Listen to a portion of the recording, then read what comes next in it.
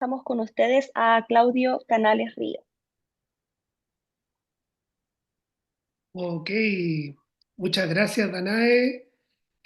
Bueno, en primer lugar, muchas gracias a todos y a todas por conectarse, por presentar un interés en este mundo de la comunicación del riesgo. Estoy muy contento de poder hacer esto para Chile, desde aquí hacia Chile y hacia el continente, así que desde ya muy agradecido. Así que voy a entrar en materia inmediatamente. ¿Mm?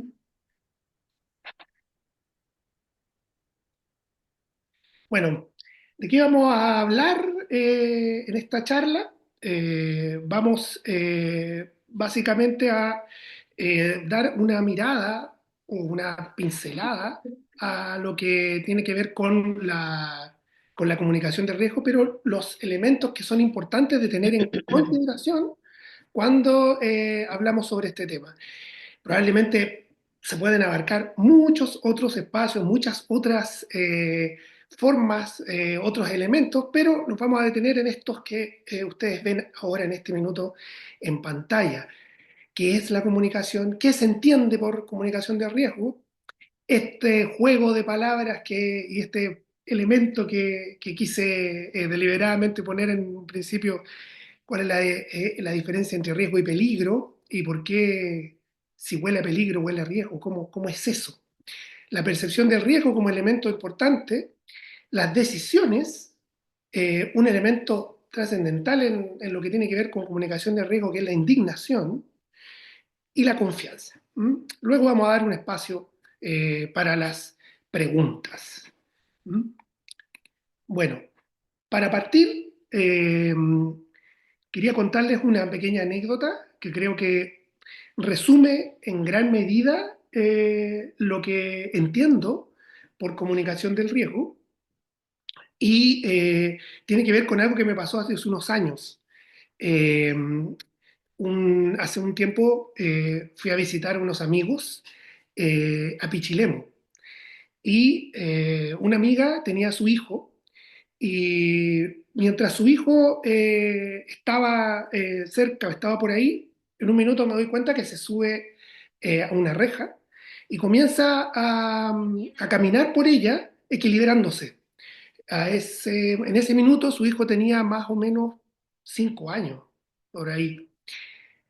Y, y lo primero que hago como reacción es decirle a la madre, oye, el niño se subió a la reja, está caminando por la reja y se puede caer, le puede pasar algo. La madre me contesta con mucha calma y mucha tranquilidad y me dice, Claudio, mira, eh, el niño todo el tiempo hace equilibrio, es una de las cosas que desarrolla en la escuela. Eh, Tienen un periodo de tiempo en el que entienden un poco su relación con el cuerpo, se equilibran y todo eso. Por lo tanto, creo que es difícil que le suceda algo, pero no imposible. Sin embargo, siento que tiene los elementos necesarios como para poder entender hasta dónde llegar y cómo desarrollarlo y cómo llevar adelante el proceso. Mientras me decía eso, el niño llegó de un extremo a otro en la reja.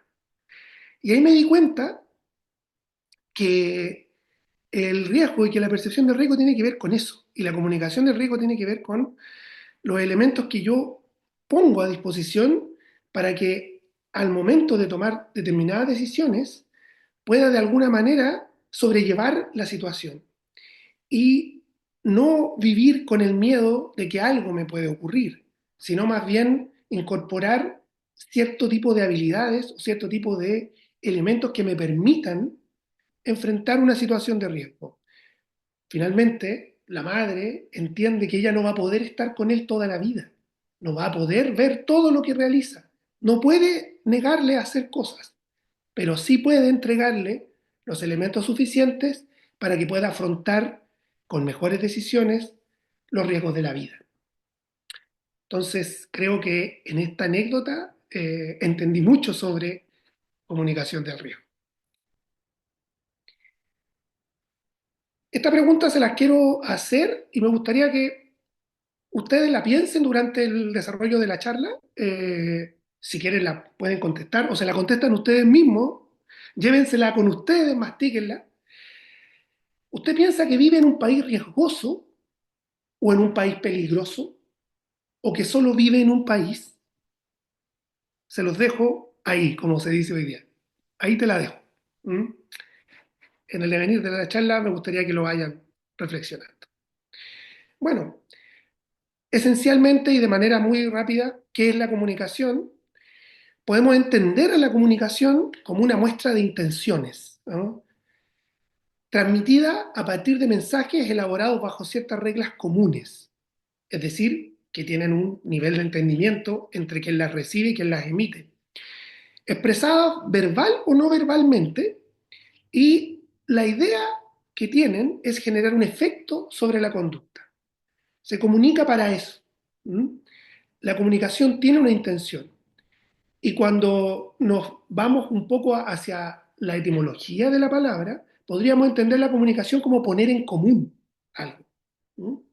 Y de hecho tiene elementos de intercambio que son muy importantes y muy interesantes. No, casi no existe la no comunicación. No comunicar es estar comunicando. De hecho, casi todas las cosas comunican. Eh, mi apariencia, mi bigote, ¿no? Lo que estoy usando en este minuto, la forma en la que me estoy moviendo, todo genera elementos que ustedes pueden decodificar e interpretar y a partir de eso establecer también determinadas conclusiones. Vamos a citar aquí a nuestra querida amiga y muy conocida, a lo mejor algunos de las nuevas generaciones no la conocen tanto, nuestra querida amiga Miriam Hernández, que alguna vez hizo una canción que fue compuesta por el señor Armando Manzanero, que me imagino que no toda la audiencia conoce, pero que es un gran, gran, gran compositor. Y tiene que ver con el título de esta presentación. Bueno, ¿qué entendemos en términos de definiciones por peligro y riesgo? ¿Mm? Hay matices, pero yo quise tomar dos definiciones un poco cortas, concisas, pero que tienen los elementos necesarios. Peligro sería un agente biológico, químico o físico que puede provocar un efecto nocivo a la salud de las personas. Y el riesgo es la combinación de la probabilidad de que se produzca un evento y sus consecuencias negativas. Me gustaría que recordaran estos elementos porque al final de la charla les voy a pedir un pequeño, pequeño ejercicio. ¿Mm? Bueno, la comunicación del riesgo se encuentra en el campo o en el contexto de lo que se conoce como el modelo de análisis de riesgo. El modelo de análisis de riesgo considera elementos que son esenciales para poder establecer una caracterización y una identificación de elementos que podrían tener un efecto nocivo sobre las personas, ya sea desde el punto de vista físico, químico, biológico y otros. La comunicación del riesgo tiene fases, pero esas fases se dan en forma paralela, no se dan correlativamente. Existe la evaluación del riesgo, que es el nombre que lleva el instituto donde yo trabajo, que dicho sea de paso, surge a partir de la construcción de este modelo de análisis de riesgo, luego de un evento muy, muy catastrófico que asoló a Europa a finales del siglo pasado y comienzos de este, que algunos de ustedes pueden haber escuchado, y que se llamaba el mal de la vaca loca, en donde se construye esta idea de evaluación e identificación de riesgos y de peligros eh, a partir del hecho de no haber establecido ciertos tipos de protocolos que no solo obedecen a una acción reactiva, sino que más bien a una acción proactiva. Entonces, la evaluación del riesgo generalmente se sitúa en el campo de la ciencia, como ya sabemos. La gestión del riesgo tiene mucho que ver con la manera en la que se lleva a cabo esta acción, pero a través de elementos un poco más concretos, pero desde el punto de vista de la vigilancia o de la, como podríamos llamar, si lo vemos desde lo que hace el Estado, la fiscalización. ¿m? Desde cómo se analizan y luego cómo se supervisan ciertas acciones, podríamos considerar en terreno, ¿no? Cómo se identifican en el espacio territorial o en el espacio en donde se van a dar estas posibles situaciones, ¿no? Y cómo la política entendida como la acción que realiza organismos del Estado, pero también podríamos considerar acciones que se realizan a nivel de las empresas, intentan reducir en el accionar. ¿M? Podríamos considerar la gestión de riesgos como parte de la prevención, podríamos considerar la gestión de riesgos como el caso de lo que hace, por ejemplo, las Secretarías Regionales Ministeriales de Salud, podrían estar vinculadas con eso. ¿M? Y la comunicación, que es finalmente lo que nos convoca hoy día y que forma parte de un continuum dentro de este modelo. ¿M? ¿Y qué es, de acuerdo a la definición de la OMS? Es un intercambio, como toda comunicación, en tiempo real de información, recomendaciones y opiniones entre expertos, funcionarios y personas que se enfrentan a una amenaza para su sobrevivencia, su salud o su bienestar económico. Esta definición tiene varios elementos que son importantes de ir desgranando. Y para eso quiero hacer una primera conclusión, que es muy importante, que me la robo de una idea de una banda argentina que se llama Sumo, y un cantante que tenía esta banda que se llamaba Luca Prodan, que hablaba de mejor no hablar de ciertas cosas. Bueno, en comunicación de riesgo siempre es mejor hablar de ciertas cosas, porque después nos podemos lamentar de no haberlo hecho. Vamos a ir viendo ahí cómo el hecho de hablar de ciertas cosas que pueden ser complejas también tiene sus beneficios, tiene su elemento que a la postre hemos ido concluyendo a partir de la experiencia que es mucho mejor. ¿Mm? Sobre todo si es que algo sabemos al respecto y cómo entender la ciencia y su proceso evolutivo, ¿Mm? Que es de donde bebe muchísimo la comunicación del riesgo. ¿Mm? Pero también hay algunas veces en que se confunde la comunicación de riesgo y si bien tiene elementos de todo lo que está aquí y más, la comunicación de riesgo no necesariamente es comunicación política, no necesariamente está en el campo de la comunicación estratégica y es un elemento anterior a la crisis. ¿Mm? Hay veces en que se confunde mucho esta idea de que comunicación de riesgos es cuando estamos en crisis. No, comunicación de riesgo es previo al momento de la crisis. En crisis son otros los elementos que entran en juego para hacer comunicación. Y si bien durante la pandemia pudimos ver confusiones en torno a esto, esas confusiones finalmente terminaron ayudándonos mucho a seguir construyendo y definiendo este campo, este campo del conocimiento, este espacio, esta disciplina asociada a la comunicación, que finalmente nos entrega elementos que son súper importantes. Como ustedes pueden ver ahí, no voy a abordar cada una de las definiciones que están. Hay elementos asociados a la comunicación de riesgo, pero no necesariamente uno puede entender a la comunicación de riesgo como comunicación política, estratégica y menos de crisis, sino elementos que forman parte y que poco a poco quiero ir develando en el devenir de la presentación. ¿Mm? Bueno, cuando hablamos de la definición de este intercambio de información entre expertos, de recomendaciones, opiniones, a través de una amenaza y la entrega de mensajes, en la definición no hay un espacio muy importante para hablar sobre dos elementos que hoy día son esenciales en toda forma de comunicación. Los medios de comunicación, es decir, la forma en la que hoy día llegamos a las personas, cuando no llegamos directamente, y otro elemento que incluso está inserto dentro del mismo espacio hoy en día, que son las redes sociales. Es decir, estos dos elementos forman parte del vector que ayuda a llegar a las personas, pero que también tiene sus pros y sus contras. O sea, me encantaría en algún momento abordar la comunicación de riesgo y las redes sociales como tema principal, pero debemos siempre partir por los elementos necesarios para entender mejor este proceso. ¿Mm? Bueno, en resumen, la comunicación de riesgo es lograr que una situación de riesgo sea comprendida y asimilada, no solo por la población de riesgo, sino también por quienes tienen que tomar medidas para enfrentar. Y como decía una presentación de la OPS, comunicar riesgos no es solo contar muertes, curvas epidemiológicas y datos estadísticos. Y aquí es donde quiero entrar en otro concepto que es fundamental para entender la comunicación de riesgo y es el fenómeno de la percepción. ¿Mm?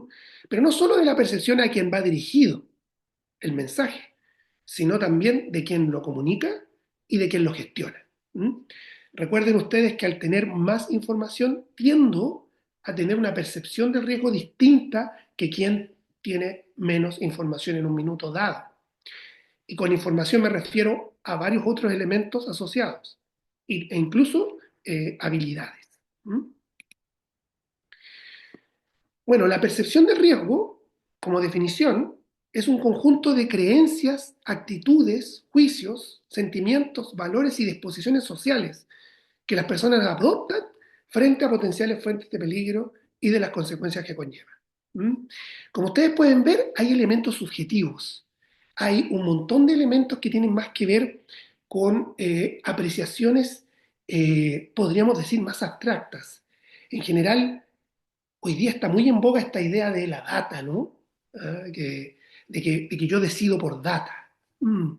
Yo a veces me pregunto cómo puede ocurrir eso, ¿no? Es, eh, es necesario también entender que la intuición y las emociones y los sentimientos construyen mucha parte importante de cómo hemos enfrentado los riesgos como especie. Por lo tanto, hay un elemento importante, lo que no quiere decir que la información objetiva y racional también nos sirva para tomar decisiones. No digo eso, solo que la percepción del riesgo tiene elementos que van más allá de lo que les estoy comentando. Para resumir esta definición, yo podría entender la percepción del riesgo como lo que conocemos, lo que sentimos y lo que valoramos. ¿Mm? El conocer, el sentir, el valorar. Y lo que conozco está muy asociado a la forma en la que yo entiendo el mundo que me rodea, es decir, los modelos mentales. Cómo entiendo el espacio en donde me toca vivir, cómo entiendo las interacciones con las personas, pero también la interacción con la naturaleza, sobre todo en el caso de lo que tiene que ver con riesgos asociados a desastres, ¿no? ¿Cómo es mi relación con estos elementos? ¿Qué es lo que conozco respecto de eso? Y también, ¿qué es lo que siento en esa relación? ¿No? ¿Cómo me muevo? La emoción, recuerden, tiene que ver con un proceso en donde ocurre un movimiento interno. Y la intuición ha sido en gran medida una construcción que nos permite hoy día entender la sobrevivencia de una manera distinta. Y también cómo se construyen estos elementos que permiten entender nuestro comportamiento desde el punto de vista de lo ético y cómo lo ético define lo que valoramos y lo que no, lo que somos capaces de hacer y lo que no somos capaces de hacer, a partir también de definiciones asociadas a temas éticos o morales. ¿Mm? Entonces, es muy importante que la percepción del riesgo es lo que conozco, lo que siento y lo que valoro. ¿Mm? No solo lo que conozco. Y aquí un pequeño ejercicio a través del cómic, que a mí es un elemento que me agrada mucho y que hoy día me tiene muy ocupado y muy entusiasmado en un proyecto en el que trabajo acá en Berlín. Y es este cómic de Gary Trudeau, muy interesante, en donde ustedes pueden ver cómo una persona y otra se cruzan por la calle y hacen una evaluación del riesgo a partir de lo que perciben, pero no solo de lo que perciben. Si se detienen un poquito en la parte que está traducida del cómic, de la viñeta, verán que la persona hace un checklist de factores de riesgo y factores mitigantes en el momento en el que decide o no darle las buenas noches o darle las buenas tardes a la persona con la que está hablando. ¿Eh? Entonces dice, bueno, el que va caminando, es afrodescendiente, de un factor de riesgo, dice esta persona, a través de lo que ella conoce, lo que siente y lo que valora. Es masculina. ¿Tiene un lenguaje corporal agresivo? No. ¿Tiene una gorra de béisbol que va hacia atrás? Sí, eso puede ser un factor de riesgo para esta persona. Pelo corto, chaqueta grande, barro equivocado, no, eso no. Y los factores mitigantes, está usando mocasines, silba una canción asociada al jazz, tiene un sobre de FedEx y usa una camiseta Polo. Cuando hace el análisis, se da cuenta que el riesgo es aceptable. Por lo tanto, decide decirle buenas tardes, buenas noches. Y la persona 2 dice, bueno, factor de riesgo, el tipo que viene, blanco, es un hombre, está en el barrio equivocado. Mm. Factores mitigantes, también podría ser el mismo, blanco. Bolsa con comestibles, tarareando una canción Motown, del sello Motown, del soul. Eh, no usa chaqueta y corbata, sobre 40 años. En el análisis, el riesgo era aceptable. Por lo tanto, ambos se saludan. ¿Mm? Como ustedes se podrán dar cuenta, más allá de lo cómico que, o de lo gráfico, la idea del humor gráfico y la idea de este elemento es concentrar en una acción muy, muy pequeña cómo la percepción no tan solo tiene mucho que ver con los datos duros, sino que tiene que ver con otro tipo de construcciones que son importantes para poder entender mi relación con los riesgos y las decisiones que tomo. ¿Mm? En esto, la gente que hace cómics o la que se dedica exclusivamente tiene una capacidad de observación que es muy interesante. ¿Mm? Otro elemento importante en esta ecuación, en todo este ambiente que estamos desarrollando en relación a los riesgos, a las definiciones, es este elemento asociado a la indignación. ¿Mm? La indignación, o en una traducción desde el inglés, que es de donde se analiza mucho más, que habla del outrage, tiene que ver con cómo hay factores o hay elementos que me hacen sentir indignado o no en relación a lo que sucede con un riesgo. En general le decimos a las personas, yo he visto muchas presentaciones en donde lo que te entregan como consejo en la comunicación del riesgo son palabras como hágalo en forma sencilla, clara, breve, pero ¿qué es sencillo, claro y breve? ¿Ah? ¿Qué puede ser eso para cada una de las personas? Eh, Cuando ocurre la pandemia, por ejemplo, y las personas sienten una cierta animadversión por un determinado gobierno, así sea el gobierno el que tiene que llevar adelante la gestión de lo que está ocurriendo, la indignación también se deja ver no solo en las acciones que están realizando en torno al riesgo, sino que también la construcción de confianza previa y de credibilidad que pueden tener las autoridades en torno a eso. ¿Mm?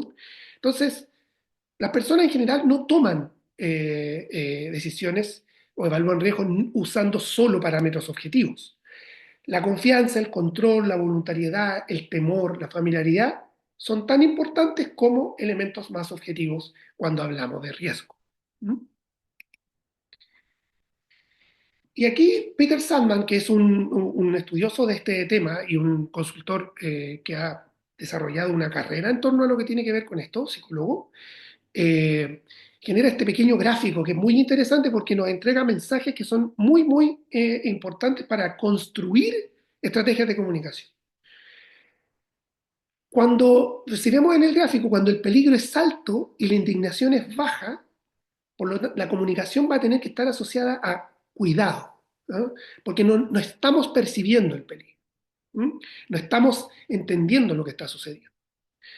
Ahora, cuando el peligro es bajo y la indignación es alta, hay que hablar de otra manera, hay que buscar cómo calmar la situación, ¿no? Cómo la construcción de mensajes tiene que estar asociado a eso. Cuando el peligro es alto y la indignación también es alta, tenemos que llegar a un punto en el que nos cuidemos entre todos. Cosa que ocurre y que ocurrió en el periodo de pandemia, ¿m?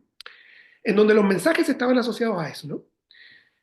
Cuando el peligro y la indignación son intermedias, es momento de preguntar, es momento de conversar, de interactuar, de hablar con las personas. ¿M? Como ustedes pueden darse cuenta en el gráfico, hay un momento en que la comunicación de crisis llega y todo lo que hicimos previo a eso puede ayudarnos a finalmente mejorar o reducir los problemas que pueden estar asociados a una crisis. Un elemento que creo que es fundamental es que entendamos que que toda acción humana tiene una consecuencia. No hay posibilidad de definir riesgo cero. El riesgo cero no existe. Siempre hay una consecuencia. ¿Cómo se reduce? Eso forma parte de los elementos que vamos a mirar ahora. Y que tienen que ver con dos conocidos. Estuve hablando hace un segundito antes de que ustedes entraran, eh, con un nuevo amigo que tengo aquí en la presentación, y me preguntaba si iba a comentar algo sobre Ulrich Beck, y que evidentemente Ulrich Beck es muy importante en lo que tiene que ver con la sociología del riesgo, sociólogo, estudioso alemán, nos dejó allá hace unos años, pero es autor de uno de los libros clásicos para entender la relación con los riesgos, se llama La Sociedad Global, que es muy interesante. Les aconsejo a aquellos que están metidos en este tema que lo lean. No puedo detenerme exclusivamente en Beck, pero ojalá pudiésemos hacer en algún minuto una charla que tuviera que ver específicamente con los pensamientos en torno a la sociedad del riesgo, que creo que son fundamentales, y dos autores que son necesarios aquí para entenderlo son el señor Ulrich Beck y el señor Niklas Luhmann, que dicho sea de paso, el señor Luhmann bebe muchísimo de la teoría de Humberto Maturana y de Francisco Varela, que creo que son muy interesantes y que a los que somos chilenos también nos llega un poquito, ¿no? Que exista esa posibilidad. Bueno, el señor Beck y el señor Luhmann tienen dos cosas que por momentos no se ponen tan de acuerdo, pero hay una en la que sí se ponen muy de acuerdo y es que el peligro está afuera, pero el riesgo está en nuestras decisiones. ¿Cómo se toman esas decisiones? Si usamos solo data o información verificable, como ya vimos. ¿Por qué algunas personas entienden y toman las acciones recomendadas, pero otras parecen indiferentes o incluso indignadas por tener que hacerlo? Ahí nos dice Luhmann que los riesgos de la sociedad moderna parecen ser reducidos o evitados por ciertas decisiones. ¿Mm? Por ejemplo, ¿se construye o no la termoeléctrica? ¿Manejo 10 horas seguidas? ¿Me vacuno o no me vacuno? Como ustedes pueden ver, cuando hablamos de decisiones, no solo planteamos decisiones individuales, también planteamos decisiones políticas, económicas, sociales, colectivas. Van a venir en más o menos 2 semanas más, tomamos decisiones en Chile, ¿no? Es muy importante entender cómo esas decisiones que estamos tomando también tienen que ver con decisiones que están asociadas a estos factores, ¿no? Tienen que ver con los elementos. O sea, cuando yo no decido, también estoy decidiendo. Cuando yo no me involucro, también estoy decidiendo. Por lo tanto, no es menor el hecho de lo que vamos a hacer en 2 semanas más en una sociedad como la actual. ¿Mm? Hay decisiones individuales, pero también hay decisiones que me afectan desde el punto de vista personal, pero también desde el punto de vista familiar y desde el punto de vista social. Entonces, hay que tomárselo con más, un poquito más con más peso. ¿Mm? Bueno, una aproximación a esto. Fumar y conducir provoca más muertes proporcionales que hacer deportes extremos. Estos son los llamados factos que le hablan hoy día, ¿no? Hoy día la gente habla de factos, de la data. El otro día me mostraron un video de un chico que se llama Sammy Reyes, ¿ah? Que decía que él tomaba información en base a data. ¿Ah? Sin embargo, estos últimos, los deportes extremos, se perciben más riesgosos en términos generales. ¿Por qué? Se ha estudiado que en general tiene mucho que ver con la sensación de control. Al parecer, si siento que lo controlo, el riesgo es menor. Y ahí yo pregunto a los que estamos en este ámbito, desastres naturales, desastres, perdón, riesgos u otros, pero ¿por qué? Pero ¿qué controlo respecto al agua que bebo, los alimentos que consumo o el terreno donde se construyó mi casa? ¿Por qué ahí entiendo que está bien o no? Y ahí es donde entra a primar estos factores de confianza o de indiferencia muchas veces, ¿no? Veo riesgos en lugares en donde probablemente no están, pero otros los dejo pasar. ¿Por qué? ¿Por qué esa sensación de control? Porque a veces confío y a veces no.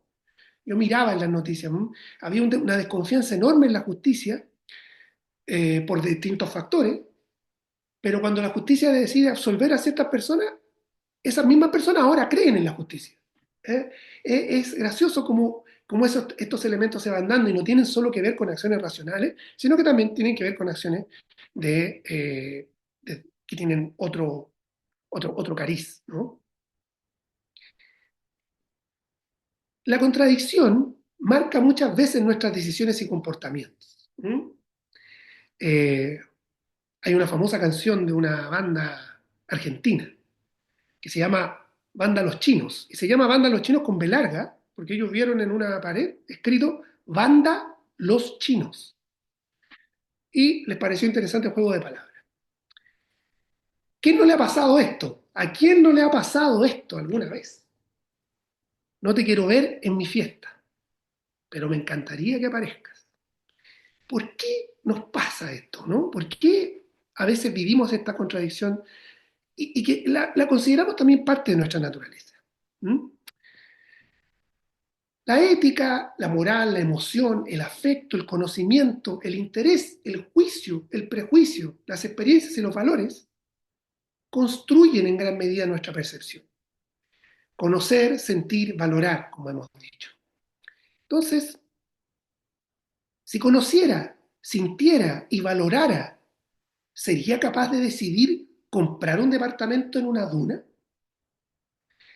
¿Qué hemos hecho en términos de comunicación del riesgo para las decisiones que tomamos desde el punto de vista económico, político, social?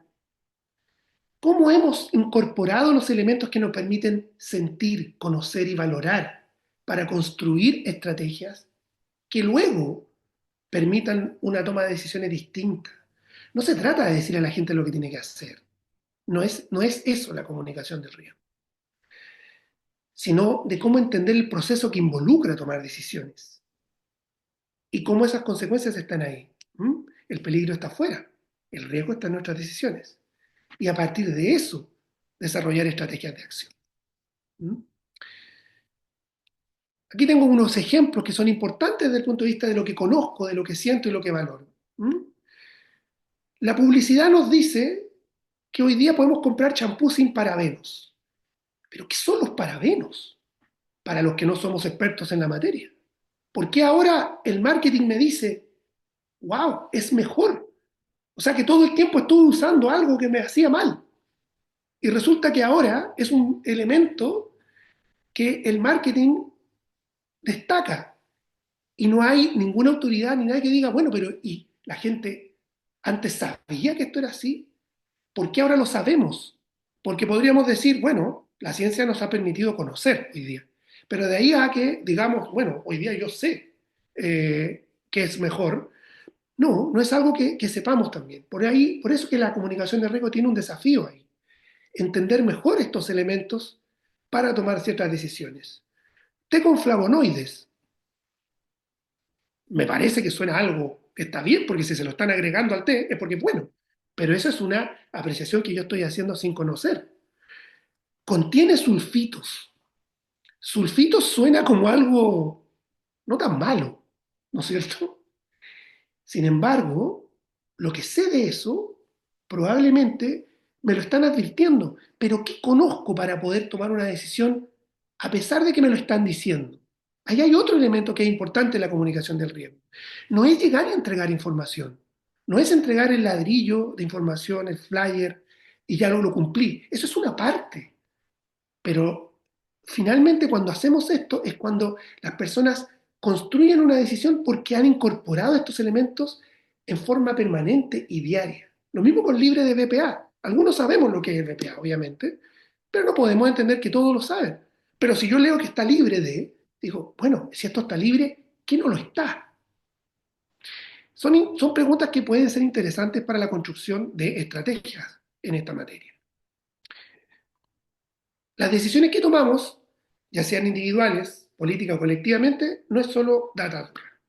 Y si lo fuera, dice nuestro querido amigo Baruch Spinoza, uno de los filósofos que más ha investigado el cerebro sin haber abierto uno en su vida, porque estamos hablando del siglo XVIII, y porque además él hoy día forma parte de para algunos neurocientíficos, alguien muy especial en lo que tiene que ver con esta materia. Si lo fuera, dice, estaríamos dejando de lado dos elementos esenciales para construir el conocimiento: la imaginación y la intuición. Ya en ese tiempo, Spinoza decía que el conocimiento no se podía alcanzar a través de lo que yo sabía solamente, sino también a través de lo que yo imagino y a través de lo que intuyo. Si no, no se puede. Dice Spinoza que Dios es la naturaleza. Conocerla es conocerlo. Entenderla es entenderlo. Imaginarla e intuirlo es construir elementos de sabiduría para poder desarrollar lo que él entiende por ética. ¿Mm? La comunicación de riesgo ayuda a mejorar esa percepción, comprendiendo cómo funciona la intuición y cómo se nutre la intuición. Y a partir de ello generando estrategias que permitan reducir los riesgos y, ojo, educar las dudas. No se trata de no dudar, no se trata de no creer que la ciencia se ha equivocado o de que está en proceso de desarrollo. Le atribuimos, e incluso es culpa nuestra quienes comunicamos, una acción casi de infalibilidad a la ciencia, y no es así. La ciencia ha ido avanzando, pero también hay partes en las que ha ido retrocediendo y que por lo tanto es importante entender que es un proceso, y que es un proceso que tiene elementos que hoy día nos sirven mucho más para construir lo que queremos, y debemos valorar más y debemos potenciar más. A diferencia de lo que sucede en algunos lugares donde la ciencia es un elemento en el que se está invirtiendo menos. ¿Mm? Es importante. Por eso la confianza y la construcción de confianza es algo sumamente necesario en la comunicación del riesgo. Y la confianza no se construye de un día para otro. Algunos dicen que se gana, otros dicen que la confianza solo se pierde. ¿Ah? Pero ¿cómo yo genero confianza en la vida y cómo podría generar confianza cuando desarrollo estrategias de comunicación del riesgo? Igual que como lo hago Yo estoy en la con cama, no mi puedo. círculo, ¿m? Con amigos, con personas. Por ejemplo, confianza se logra cuando yo me acerco, ¿no? Cuando entrego información clave, cuando doy consejos, no solo cuando digo todo lo que tienes que hacer, cuando genero experiencias que puedan ser recordadas, cuando respondo rápidamente, ¿m? Y no dejo ahí el visto, como se dice hoy día, ¿no? Llamando la atención de forma original. Y eso se hace con presencia, eso es presencia, eso es estar presente. No se puede definir la comunicación del riesgo como un plan que se hace una vez, como una campaña que se hace en un minuto. Es algo permanente, está en nuestra vida permanentemente, porque la crisis puede ocurrir, pero yo no puedo aparecer con autoridad solo en la crisis. Tengo que ya haber tenido un sustrato, un sustento para poder hablarle a las personas, para poder comunicar, para poder estar con ellas y que finalmente podamos dirigir la crisis. Y ahí es donde entra la comunicación del riesgo. Por eso hay que irrumpir, porque en el día de hoy es más difícil, rompiendo pequeños esquemas, viendo oportunidades en vez de amenazas, evitando prejuicios. Y para eso, la creatividad y el estímulo a la creatividad es fundamental. Por eso la comunicación de riesgo podríamos dividirla en estos tres elementos, aun cuando la última es cuando ya no estamos hablando precisamente de comunicación de riesgos. El espacio preventivo y educativo, donde construimos el pensamiento crítico. Yo no solo quiero que las personas hagan lo que digo, yo quiero que las personas aprendan a dudar porque hay demasiada información afuera, demasiada.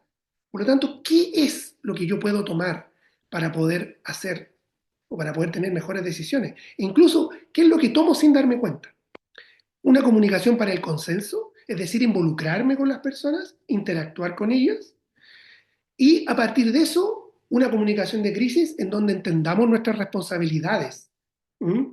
Para poder reducir las consecuencias o los efectos dañinos de esta misma. Pero ¿cómo actuar?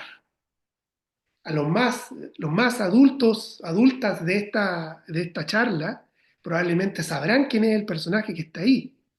Y para mí es muy importante porque Pimpón tenía canciones fundamentales desde el punto de vista del pensamiento crítico.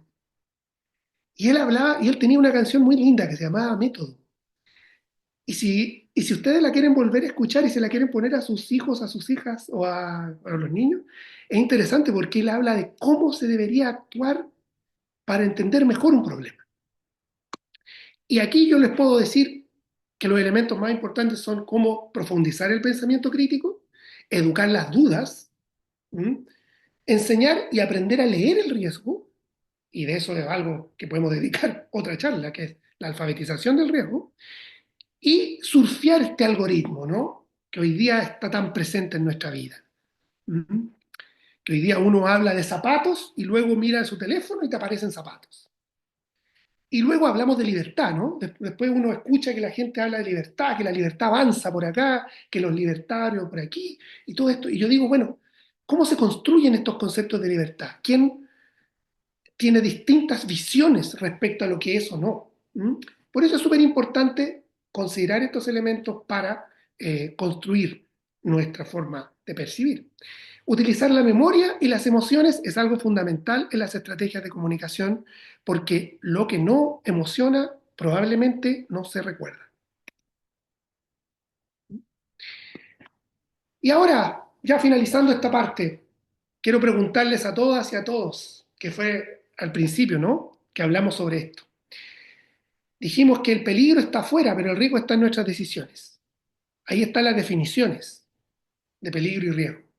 Y si uno va a una parte de la canción de Miriam, compuesta por el señor Armando Manzanero, ¿qué creen ustedes? ¿Huele a peligro o huele a riesgo? El solo hecho de acercarme a conversarte con el pretexto de que de algo quiero hablarte, un solo paso en falso y nada, ya nos puede detener. ¿Qué sería eso? ¿Mm? Espero que hayan ustedes mismos hecho la conclusión de que eso está más asociado a decisiones que estoy tomando, ¿no? En un minuto dado. Y que por lo tanto, a través de lo popular, a través de este tipo de elementos lúdicos, podemos construir una educación preventiva. Tenemos que utilizar la vida para construir esto, el arte, el teatro, el cine, la poesía, todos los elementos que nos permitan pasar un buen tiempo son elementos que podrían ayudarnos a llegar a que esas decisiones sean mejores, a que esa construcción interna ayude. ¿Mm? Por lo tanto, le pedí a Miriam que se mantuviera para las conclusiones y lo que podemos decir es que la comunicación del riesgo es lo que hicimos previo a enfrentar la crisis. No es solo decir por dónde evacuar, es saber leer el riesgo y convivir con los peligros. Es como entendemos la construcción de confianza y presencia. Es entrar creativamente en ese espacio de imaginación donde se toman las decisiones. La comunicación de riesgo supone una mirada solidaria de la vida en sociedad. Tanto así que un pensador portugués, Boaventura dos Santos, hablaba de que era increíble en pandemia cómo la solidaridad se expresaba tomando decisiones individuales y quedándose todos separados unos de otros. Cómo separarse unos de otros era finalmente ser más solidario.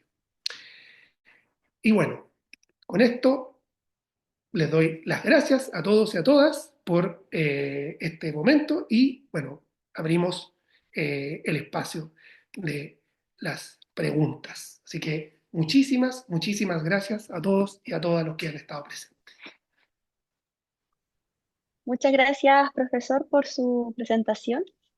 Eh, en este momento no tenemos preguntas en el chat. Por lo tanto, quería pedir a los invitados, invitadas, si se animan a activar su micrófono, tal vez, para comentar, hacer alguna pregunta directa.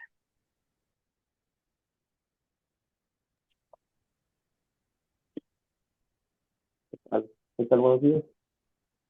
Felicitar a esta charla al amigo Claudio Canales, saludándole desde México. Es una charla muy apegada a lo que tiene que ver con la comunicación del riesgo. Un experto, tenía una plática con este gran experto que existe en estos medios, y pues felicitarlo y agradecerles por la invitación. Y pues claro que lo seguimos, por ahí también veo a la secretaria de Chique, ha hecho un trabajo muy importante para Chile. Y nada, solo saludos a la distancia.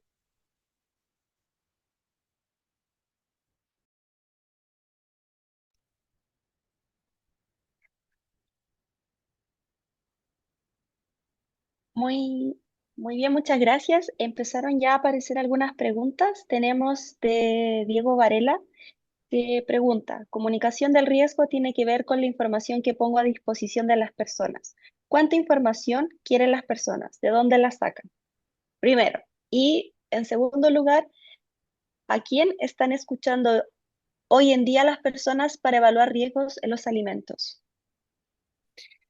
A ver, bueno, ¿de dónde sacan las personas la información o de dónde finalmente es importante ver cómo las decisiones que yo tomo en torno a determinadas situaciones de esto tienen que ver no solo con la información y no solo con lo que obtienen en términos de información, sino es cómo esa información se contrasta con su propia experiencia, con su propia historia, con su manera de entender y con los límites éticos o los beneficios que eso puede llegar a tener. Hay una, hay una película que es muy interesante en torno a ese punto y que se llama Slumdog Millionaire, ¿m? Que era un chico que ganaba el concurso ¿Quién quiere ser millonario?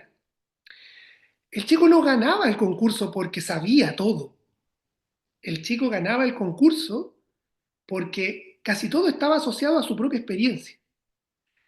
Y había vivido experiencias que le permitieron contestar, pero nadie le podía creer que no había hecho trampa, porque además era una persona que no parecía tener los recursos necesarios como para poder hacerlo. Entonces, cuando hablamos de dónde se saca la información, es importante entender que toda información que recibimos puede y se va a ver contrastada con nuestra propia experiencia. ¿Cómo construimos esas experiencias? ¿Cómo modificamos ciertas opiniones que podemos tener? Tiene mucho que ver con la manera en la que esa información llega. ¿Mm? Podría decir que la información puede llegar desde las fuentes oficiales, en general hablamos de eso, ¿no? Las fuentes oficiales es la forma de seguir tal o cual elemento, pero hoy día es más difícil solo hablar de fuentes oficiales. También es importante cómo construimos estrategias que nos permitan hacer que las personas entiendan cuándo una información tiene reveses o tiene elementos que podrían yo entender que, que podrían dudar. Eso por un lado. Y la otra pregunta, perdón, si me la puedes repetir. ¿A quién están escuchando hoy las personas para evaluar los riesgos en los alimentos? Eso me gustaría saber a mí. ¿A quién están escuchando hoy las personas? ¿Ah? Porque, y a veces cuando uno ve los debates, uno se da cuenta a quién están, cuando uno mira los comentarios, ¿se han dado cuenta ustedes que hoy día, más que el post, interesan los comentarios? Los comentarios nos entregan información muy interesante sobre las cosas. Yo diría que en esa pregunta, Diego, lo más interesante es leer los comentarios, ¿no? La información que entregan las personas finalmente termina siendo interpretada de una manera en la que los comentarios me permiten concluir cosas. No sé si cosas definitivas, pero sí concluir. Y ahí yo veo y siento que hoy día las escuchas son muy repartidas. ¿M? Y claro, uno podría decir que hay cierta gente que tiene influencia, que no necesariamente podría ser la persona con mayor conocimiento. Hoy día no se está midiendo en función de eso.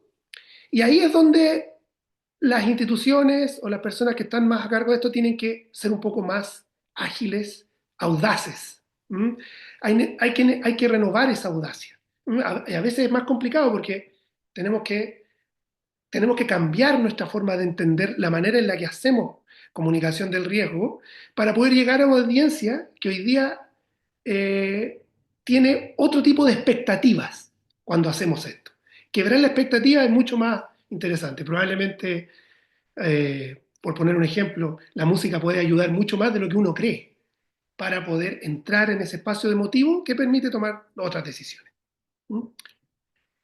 ¿Qué? Antes de dar la palabra a José Luis, tenemos una pregunta en el chat de Alex. Dice, si los asesores, expertos profesionales, investigan, recogen, procesan e identifican los factores de riesgo en una institución pública, pero esta está politizada, ¿qué camino se debe tomar para socializar la información sin comprometer sus puestos de trabajo? A ver, yo ahí creo que efectivamente uno de los elementos que influye sobre la comunicación del riesgo es la credibilidad política y también la forma en la que hoy día, que lo dijo hace un tiempo atrás, yo me acuerdo el señor Gajardo y a mí me pareció muy interesante. Nosotros necesitamos la política, necesitamos que exista. No, obviamente, la politización como hemos visto que genera tanto daño. Sin embargo, creo que en ese punto lo importante es cómo separamos determinadas acciones. Y ahí no quiero ahondar muy detalladamente, pero ahí es donde para mí es muy importante que centros de estudios de gestión pública como el CEGEP nos ayuden a pensar cómo los sistemas de oposiciones, la selección, las estructuras tienen que darnos cuenta a los ciudadanos de una profesionalización de las acciones que hoy día tienen que ver sobre todo con estos temas. ¿Mm? No podemos dejar esto solo al arbitrio de los partidos políticos, porque hay intereses que son distintos, ¿Mm? Son muy diferentes. O sea, si usted, bueno, yo soy administrador público de formación, y a mí me sigue llamando la atención hasta el día de hoy, por mucho que haya discusiones en torno a eso, que el subsecretario sea una persona con más conocimiento político que administrativo. Los subsecretarios lo que tienen que hacer es administrar el ministerio, por poner un ejemplo. Entonces, siento que es súper importante probablemente separar ciertas cosas. Necesitamos la acción de la política, sí, sin duda, necesitamos eso, pero también necesitamos que acciones técnicas formen parte. Recuerden ustedes que en algunos países, cuando pasó lo de la pandemia, eran instituciones técnicas las que llevaban la vocería. Eran profesionales que estaban más vinculados con la gestión sanitaria, pero directa, no solo desde el punto de vista político. Creo que esa separación es muy importante y que un sistema de oposiciones es algo que urgentemente se necesita para que las personas no confundan a cualquier persona como parte de una acción de política partidista, sino también como un funcionario de Estado que lo que busca es mejorar la calidad de vida de las personas. Quedó una pregunta atrás de Jorge Flores, la voy a leer ahora y luego le doy la palabra a José Luis y continúo con las preguntas en el chat. A través de Senapred y de comités regionales o municipalidades, ¿existe algún protocolo de comunicación del riesgo de manera general o preliminar? Mira, yo lo que conozco o lo que sé hasta ahora es que eh, así como un protocolo establecido, no he visto que exista más allá de los espacios en donde he trabajado con, por ejemplo, con el Ministerio de Salud, en donde sí existen protocolos asociados a eso, o que pueden estar vinculados con este punto. Y si bien existen estructuras que permiten la comunicación, para mí resulta importante entender cómo hay estrategias que estén un poco más permanentes y que estén arriba, que se noten como parte de una acción de política. ¿Mm? Recuerden, a mí me llama mucho la atención que cada vez que yo en los foros hablo sobre comunicación de riesgo o comunicación, siempre es el último tema, es el tema final. No empezamos con comunicación, señala ciertas cosas eso. Entonces, puede ser importante que existan los protocolos, pero es muy importante ver cómo finalmente la comunicación es el elemento que está haciendo que cualquier acción de política se esté llevando a cabo de buena o de mala manera. Más allá de tener solo el protocolo, es cómo la política, en el caso de la gestión de desastres o de otras, se hace comunicacionalmente, se construye desde una concepción del riesgo, pero también desde el riesgo desde el punto de vista de cómo se comunica y cómo se percibe. Entonces, Yo ahí creo que sería súper importante que no solo quedara como en un manual o en un protocolo, sino cómo eso está todo el tiempo dentro de la acción de política pública asociada a este tema. ¿Mm? José Luis, puede abrir su micrófono. Súper. Gracias, ¿cómo están todos y todo? Claudio, muchas gracias. Oye, mira, me quedé con... a ver, yo trabajo en la gestión de riesgos industriales, ¿sí? Riesgos para la salud y la seguridad e integridad de las personas, ¿ok? Vi como la comunicación de la música nutritiva ayudó mucho a la emoción y a la conciencia, ¿verdad? De esos riesgos de la alimentación en mis hijos. Entonces, y ahora me quedo dando vuelta esa frase que dijiste, lo que no emociona no genera los recuerdos, yo lo sé, pero lo llevo a la industria y esos recuerdos de que tengo un riesgo y que me puede provocar algo, ¿verdad? ¿Cómo puedo descubrir aquellas actividades, iniciativas, instancias que nos ayuden a generar esos recuerdos para mantener vivo la percepción del riesgo?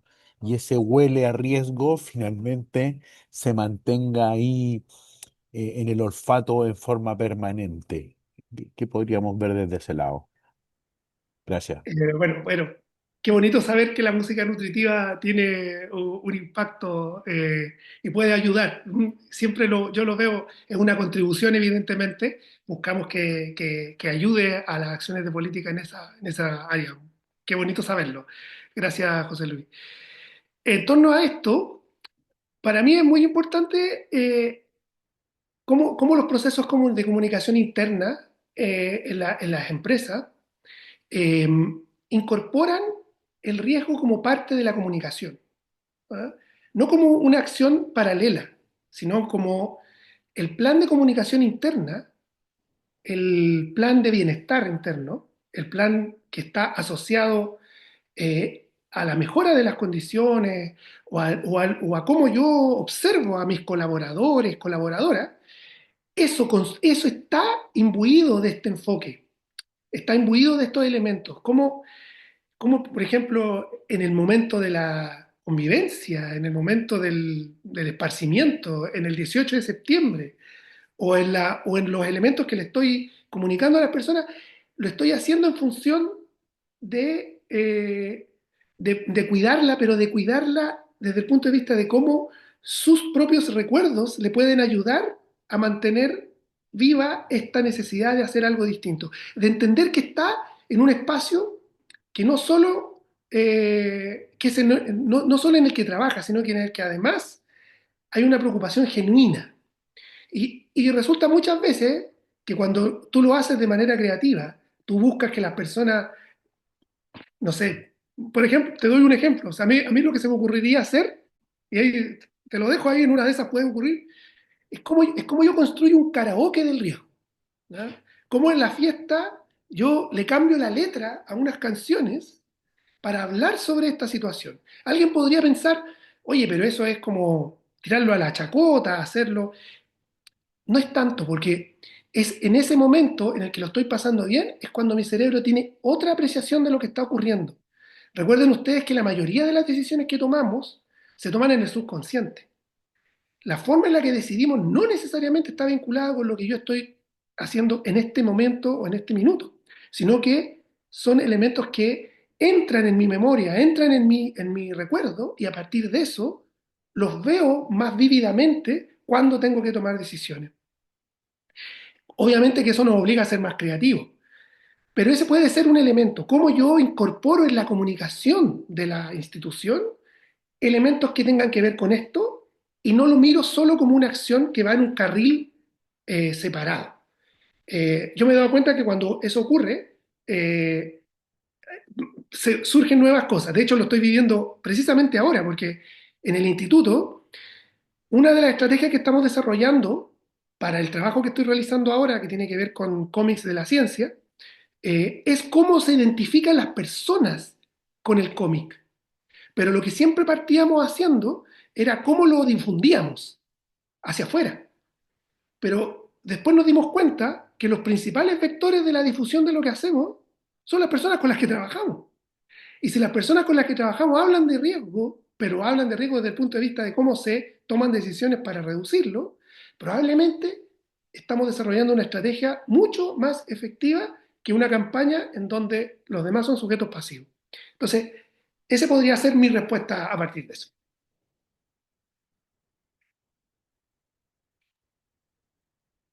Bien, continúo con las preguntas. Diego Varela, ¿qué pasa cuando las fuentes oficiales se desvían cada vez más de la ciencia y se enfocan en debates ideológicos? Ejemplo, USA prohibiendo eh, aditivos, creo que dice ahí. Tengo una imagen que no me deja leer la palabra, que la ciencia dice que son seguros. La era de la posteridad donde la verdad no importa. Es secundario declaraciones populistas de nichos. Bueno, precisamente porque como no podemos controlar, no podemos manejar eso, es que debemos decirle a las personas qué son los parabenos antes de sacarle los parabenos al champú. ¿Mm? Entonces, debemos construir una educación en torno a esto, pero no en torno a lo que tienen que entender o no desde el punto de vista, como dice Diego, que pasa, ideológico, sino cómo finalmente los elementos que están, cuando la ciencia está presente en mi vida, que de hecho lo está, muchísimo más de lo que creemos, eh, hace más por nosotros que cuando no. Ustedes lo pueden ver, la mayoría hoy día, sobre todo lo estamos viviendo aquí en Europa, la mayoría de los países, a medida que avanzan cierto tipo de principio ideológico, retrocede la posibilidad de invertir más en ciencia y tecnología, porque no termina siendo una prioridad. Ahora, la única forma de que sea una prioridad es que los ciudadanos lo valoren, es que las personas que van a las urnas, porque recuerden ustedes que los señores que hoy día hablan sobre esto llegaron ahí por el voto. ¿Ah? Distinto sería si estuviéramos hablando de gente que se tomó los espacios ahí, entró. No. Entonces ahí lo que hay que atender es otra cosa dentro de la autoridad y sobre todo de quienes trabajamos en ciencia y que trabajamos en esto. Si esto está sucediendo, no le podemos pedir, no le podemos echar la culpa a los que votan. No. ¿Cómo hemos construido una ciencia que esté más cerca de las personas para que valoren y digan, bueno, esto yo lo necesito en mi vida? No solo lo que me están diciendo en términos de seguridad, delincuencia y esto otro. ¿Qué otro elemento necesito en mi vida? Por esa razón es súper importante que la comunicación del riesgo no se haga cuando estamos en un problema, que se haga diario, que se viva. Y de hecho, una de las cosas que hay que convencer más es a los propios científicos de que es importante comunicar, porque las personas tienen un poder sobre los presupuestos a partir de quién eligen y cómo eligen en los programas de gobierno. Por lo tanto, para mí es muy importante que la gente sepa que lo que estamos haciendo en ciencia es efectivamente entender mejor nuestra relación con ciertas cosas. Y hay veces en que entender mejor significa, chuta, hicimos algo que no debimos haber hecho, pero no lo sabíamos hasta ahora. Hoy día yo trabajo, por ejemplo, estoy trabajando, va a salir en un momento, pero en el tema de los perfluoroalquilados, de PFAS. ¿Cómo puedo abordar un tema que yo sé que hoy día es difícil de controlar en general en el mundo? ¿Cómo puedo hablar de algo en lo que ya es muy difícil? Porque las PFAS están para quedarse, ¿no? Están ahí. El que no sepa puede, si pone PFAS, puede enterarse un poco más de qué se trata. Pero entonces, ¿cómo esas cosas que están ahí, yo las puedo abordar desde lo comunicacional? Si no le puedo decir a las personas, oye, no hay nada que hacer, esto no se va a degradar. Tengo que hablarle de por qué se usaban, cuál es la razón por la que usábamos y por qué fueron tan útiles en un tiempo. Que no sepamos sus consecuencias o que no tengamos toda la información es distinto, pero hoy día, con la información que sabemos, con lo que tenemos, efectivamente, son complejas, pero se usaron mucho tiempo y de hecho se usan hasta el día de hoy en cada uno de los teléfonos que tienen ustedes en sus manos y se siguen utilizando y probablemente va a seguir ocurriendo. ¿Cómo poder hablarle a las personas sobre estos temas entendiendo que finalmente hoy lo que sabemos nos permite ir buscando un reemplazo, nos permite ir generando otras posibilidades. Y de hecho, la ciencia nos ha mostrado cómo se pueden reemplazar. Por eso es súper importante que los científicos valoren la comunicación y que las autoridades que están en esto y que sienten que es importante, lo sigan haciendo y lo incorporen en los programas de gobierno. No vi ni un debate que hablara sobre estos temas de ciencia, no específicamente comunicación del riesgo, pero me llama mucho la atención que no hubo, ni en las universidades, que fue donde se hicieron los debates, hubo espacio para poder hablar de esto de manera más directa. Disculpen el descaro. Nos van quedando las últimas preguntas. Marta Mencías pregunta, ¿cómo sugieres, Claudio, que desde la comunidad científica a los organismos oficiales podamos promover más que toda esta información llegue a la sociedad? Claudio, brillante. Bueno, yo, Marta, puedo decir que una manera de poder hacer esto o de entender esto es entender que todos y cada uno de nosotros aquí somos comunicadores. Evidentemente que como un corredor y uno que no corre, algunos tienen más entrenamiento y otros tienen menos. Es así. Hay personas que lo tienen. Pero lo primero es confiar en que nosotros podemos comunicar, en que podemos construir cosas. No tenemos que esperar todo el tiempo que lo haga el equipo de comunicaciones, lo podemos hacer con el equipo de comunicación. ¿Por qué? Porque también tiene que ver con la sobrevivencia de lo que yo, del espacio en donde estoy desarrollándome, donde estoy trabajando. Conozco por conocimiento ahí real de que Marta tiene muchas habilidades con respecto a eso y que puede impulsarlo. Yo sé que a veces resulta complejo, pero recuerden ustedes que también las comunidades sirven para gestionar la frustración. ¿Eh? Y que es importante que también nos juntemos, hablemos o en estas redes que hoy día ya tenemos, podemos estar conectados en LinkedIn, compartir nuestra experiencia en torno a eso e irlas mejorando. No necesitamos solo que alguien nos diga que tenemos que hacerlo, que tenemos que comunicar, porque todos aquí tenemos esa posibilidad. Y si yo puedo ayudar con un poco más de experiencia, pucha, ojalá, porque es mi pasión también. ¿Mm? Nos quedan 3 preguntas en el chat y luego le doy la palabra a Diego Varela y con eso ya estaríamos finalizando la sesión. Jan Contreras pregunta, en el sentido de la comunicación entre un organismo público y las personas, ¿cómo este organismo público puede comunicar efectivamente sobre un riesgo? Por ejemplo, ¿cómo una municipalidad puede comunicar efectivamente los riesgos de su comuna a sus ciudadanos? No hay, o sea, hay varias cosas. ¿Eh? O sea, generalmente los riesgos como que no conocen tanto de circunscripciones tan, tan establecidas, ¿no? O sea, como que los riesgos de Providencia, efectivamente hay riesgos en Providencia que son distintos a riesgos en La Pintana. Es claro que es así. Sin embargo, cuando hablamos de esto, yo siento que en general las estrategias de comunicación que desarrollan estas acciones eh, necesitan de un estímulo y de un impulso creativo en términos de contenido. ¿Mm? Hoy día la construcción del contenido es muy importante. O sea, y para eso entender el lenguaje actual, por ejemplo, en redes sociales, que eso me encantaría hacer un día una conferencia que solo hablara sobre comunicación de riesgo y redes sociales, es necesario, es muy necesario. O sea, el lenguaje que ahí, o la forma en la que ahí se construye, probablemente puede tener un impacto de momento en que sea más creativa y efectiva. Recuerden ustedes que hace un tiempo atrás, no sé, más unos 10 años, casi como que estaba prohibido tácitamente hacer memes para poder publicar cosas asociadas a instituciones serias. Bueno, hoy día la seriedad es, creo yo, incorporar nuevos elementos que permiten llegar a las audiencias, pero también hacer una comunicación atractiva y efectiva a los medios. ¿Mm?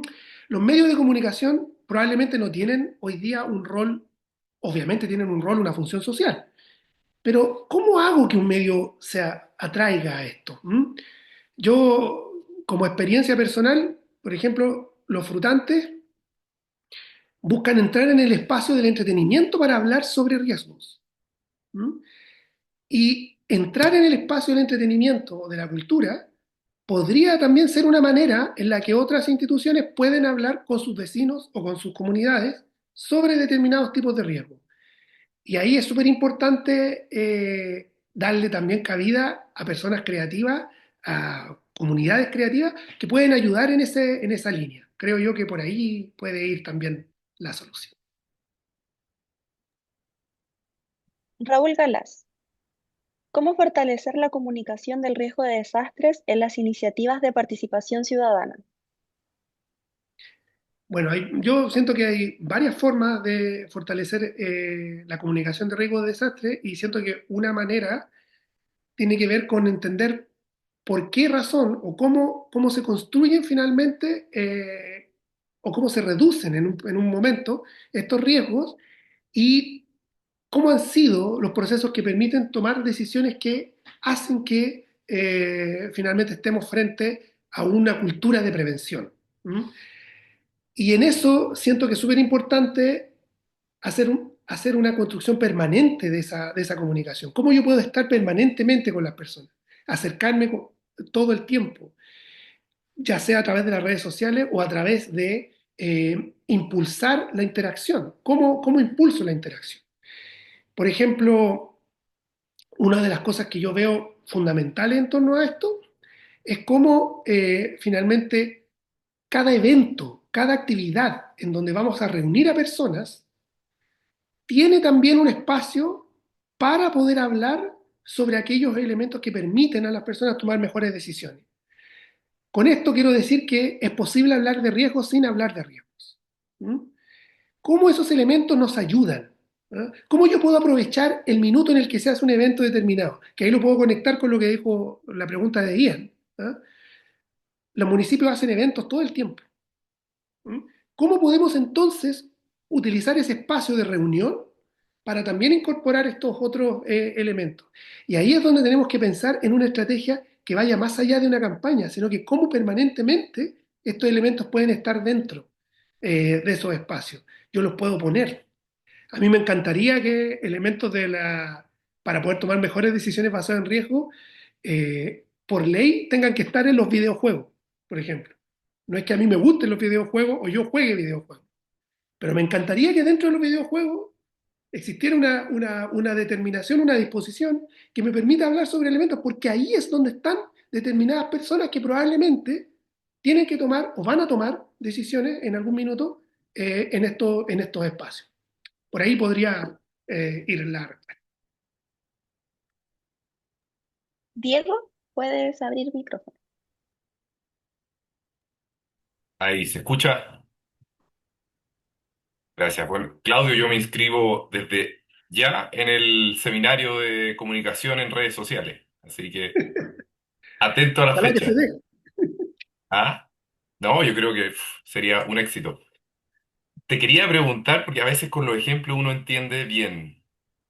¿Se te ocurre algún ejemplo en la industria de alimentos, bebidas, que tú hayas dicho, uff, lo hicieron especialmente mal en esto de construir confianza y comunicar el riesgo? Y un ejemplo en que tú digas, uff, lo hicieron especialmente bien. Quizás no es necesario que diga una marca, un sector, algo que nos ayude a entender cómo asociar. Ah, ya, ese es el camino, ya, este no es el camino. Ya, mira, tengo uno, espero que no te genere problemas. Hay una imagen del Codex Alimentarius que se hizo hace unos años atrás, que mostraba un plato de sopa en donde como una especie de tortilla o de pedazo de pan hacía como las veces de un tiburón. Entonces, la peor manera de hacer comunicación del riesgo es presentar el riesgo como algo que puede estar, pero así de manera visual completa, en un espacio como ese, porque me hace dudar finalmente, ¿no? Yo no quiero dudar de la industria alimentaria, yo quiero pensar que la industria alimentaria está incorporando los elementos porque además la regulación, el códex o otras, lo que buscan es protegerme. O sea, yo los mensajes a mí me tienen que señalar por qué es importante que estén ahí. O sea, ¿qué es lo que hace unos años atrás yo hice una campaña para el Codex que era ¿qué te comes sin el Codex? Algo así, como que ¿qué es lo que te estás comiendo si no te estás comiendo el Codex? ¿No? Entonces, es muy importante que lo visual yo incorpore los elementos que forman parte del espíritu de lo que quiero hacer, no de lo contrario. ¿No? Porque quiero que lo contrario quede en el espacio de lo que vamos a reducir. ¿No?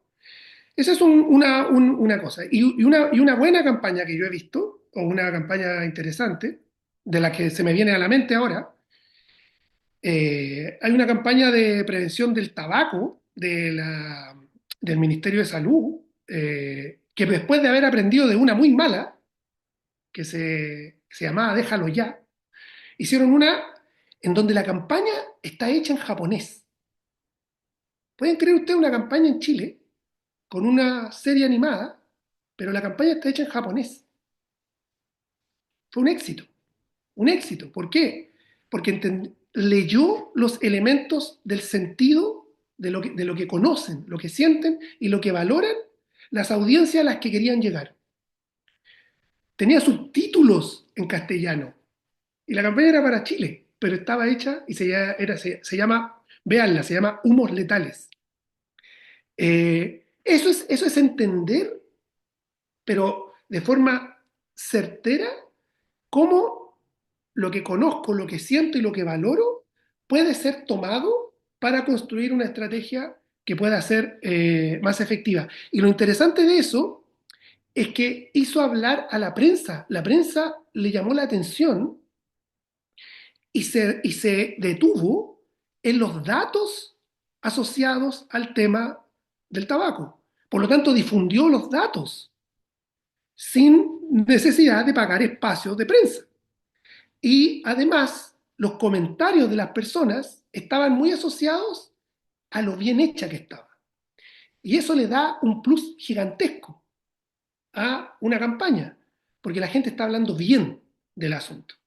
A diferencia de lo que dijo la autoridad con respecto a la campaña anterior, que decía, bueno, lo bueno es que toda la gente la vio, sí, pero toda la gente la vio para criticarla, que es algo que sucede mucho en redes sociales, ustedes sabrán. El linchamiento en redes sociales es una cosa medieval. Entonces, ahí tengo dos ejemplos que creo que podrían ayudar en esta línea.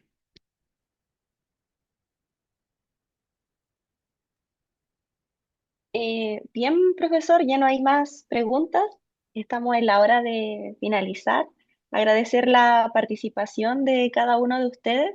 En las próximas semanas van a estar llegando las constancias de participación, así como también vamos a enviar la grabación de esta charla junto con la PPT. No sé si se va a compartir, profesor, y podríamos también sumar material que usted haya trabajado para que lo puedan conocer las personas que están acá presentes. Y por supuesto que vamos a estar realizando más actividades con el profesor Claudio, así que también les vamos a estar avisando de las mismas. Así que muchas gracias y que tengan una buena tarde.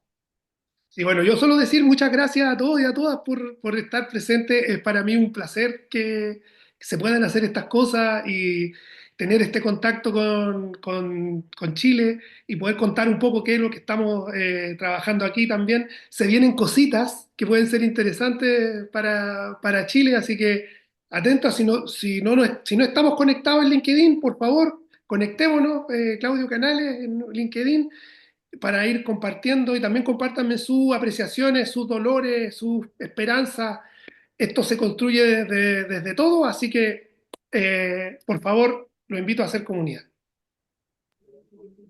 Muchas gracias, muy bueno, tremendo. Muchas gracias.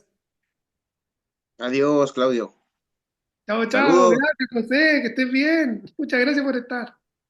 Excelente plática, excelente. Saludos a Diego Varela. Hey, saludos por ahí.